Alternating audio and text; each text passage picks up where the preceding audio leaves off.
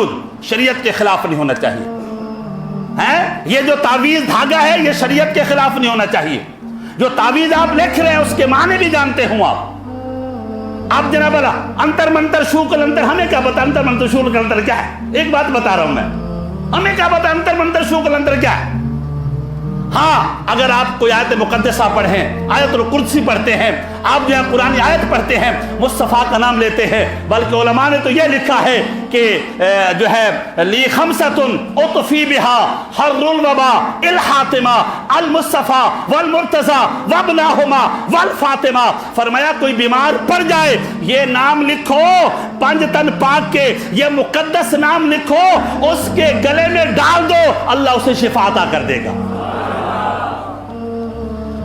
حضرت یہ سمجھ میں نہیں آ رہا ہمارے میرے بھائی. یہ جو اسماء مبارکہ ہیں ان کے نام سے مدد مانگی جا رہی ہے. خدا کوئی نہیں سمجھتا ان کو، ان کے نام کا وسیلہ پیش کیا جا رہا ہے، ان کے نام سے مدد مانگی جا رہی ہے.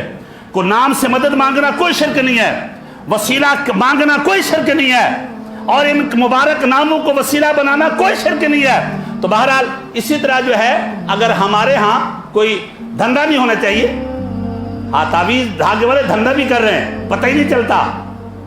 بولا جی حضرت کالے جادو والے ہیں، بابا ہے کالے جادو والا ہے. وہ کالے جادو والا نہیں ہے، منہ کالے جادو والا ہوگا، پھر کالے جادو والا نہیں ہوگا. پھر وہ قرآن آیت کو پڑھتا ہے اور آیت مقدسہ کو پڑھتا ہے، احادیث نبویہ پڑھتا ہے، صالحین کے نام ذکر کرتا ہے، اولیاء کاملین کے نام ذکر کرتا ہے، یا جبریل لکھتا ہے، یا غوث جلیل لکھتا ہے، یا داتا لکھتا ہے، یا خواجہ لکھتا ہے لی خمسۃ اطفی بہا حر الوبا الحاطمہ المصطفیٰ والمرتضیٰ وابناہما والفاطمہ.